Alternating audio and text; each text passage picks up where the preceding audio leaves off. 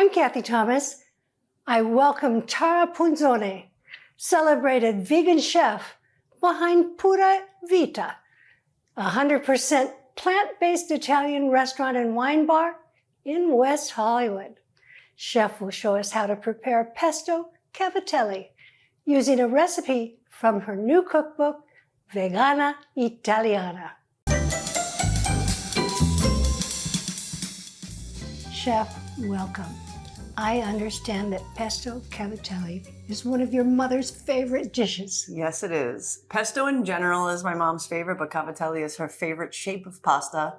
And so that's why I chose to put that one in the book to honor my mom. Fantastic. My ma. Let's do it. Okay. The nice thing about pesto is that it's very simple.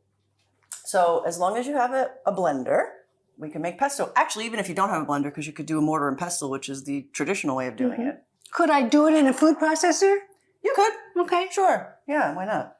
So we have the fresh basil here. We're going to put into the blender. Beautiful, organic, local. Normal traditional pesto has pignoli or pine nuts. I use almonds because pignolis are $30 a pound. So let's do almonds. 2 cloves of garlic. This is nutritional yeast, so this is like the cheese replacement. Just a pinch of black pepper. Chili flake.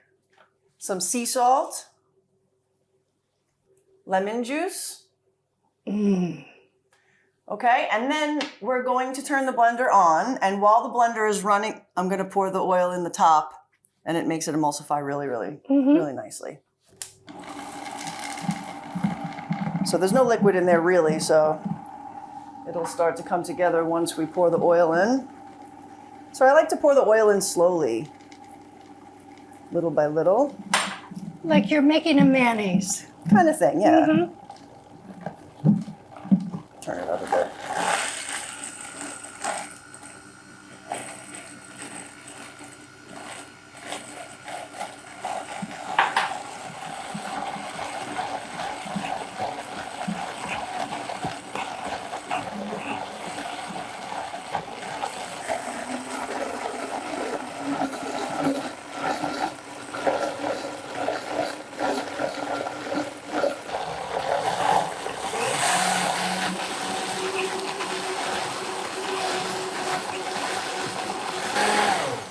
Okay. Looks gorgeous. How simple is that? That's simple, simple, simple. All right. And smell that. It smells beautiful. Fresh basil always smells amazing. So then next we're going to bring the water to a rolling boil, which I think we had a little head start on. I'm going to take a nice big handful of salt. That's what I call a very generous couple of pinches. Let's talk about the cavatelli. It's amazing pasta. This is a fresh cavatelli. Basically what you have when you're making cavatelli is you cut out a little piece of like a square, and you kind of just do this little number. But the thing with pesto is I actually love it with spaghetti. In the restaurant we serve it with spaghetti. But it goes on anything. Fusilli is very popular with pesto, but really anything. And how long do you think that's going to take? Well, this is a fresh pasta, so this should take about 4 to 5 minutes. In the meantime, I'm going to turn this bad boy on. All right. Some olive oil. I've already chopped up some garlic, so just some minced garlic and some more salt. Number 1 lesson that my grandmother taught me is never, ever burn the garlic. That's absolutely should be written on a pillow. Stir these around a bit. So now we're going to put the cherry tomatoes in the pan. And you have those. Yes, I cut them in half. You can use grape tomatoes or you can not have tomatoes at all. I just like the brightness of the tomatoes mixed into the pesto. I would never think of leaving the tomatoes out. I know. And then I'm going to pour the pesto right into the pan on top of the tomatoes. Oh, it's so pretty. It sounds like a lot, but it's, you know. I'm going to move this over a little bit so we don't make a big mess. I'm going to put the pasta right in. Look at that. Beautiful. And then, of course, you want to put a little bit of the water that you used to cook the pasta. That's the trick that makes any sauce stick to the pasta. Right. Because water has a certain amount of starch in it, doesn't it? Exactly. So when the pasta's cooking, it releases the starch into the water.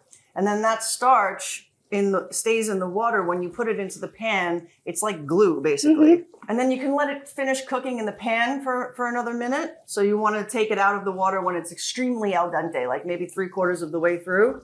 It's very pretty. It's like the color of the Italian flag.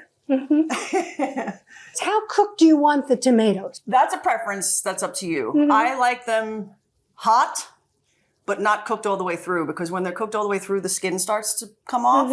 And I don't like that texture. I like when they're more fresh and juicy in with the pesto.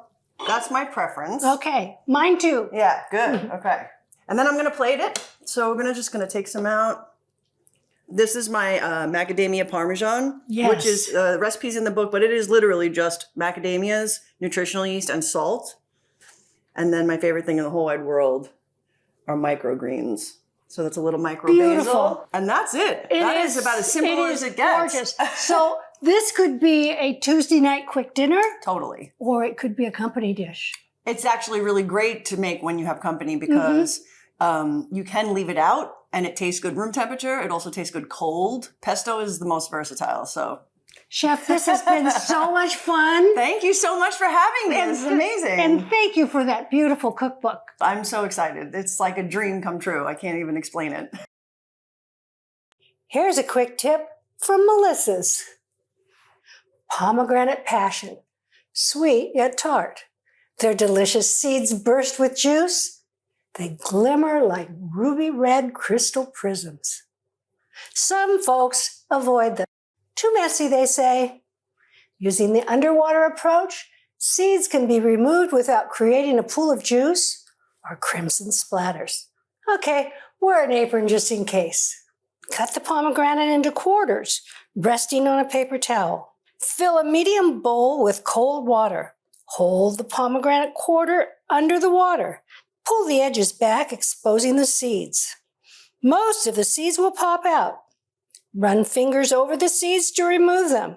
The water prevents any splatters or drips. Seeds will sink to the bottom of the bowl, and small membrane pieces will float to the top. Discard the membranes, they're bitter. Drain seeds. Pat dry on a paper towel. Voila! Still not a fan? Container of seeds are often sold in the marketplace. Enjoy.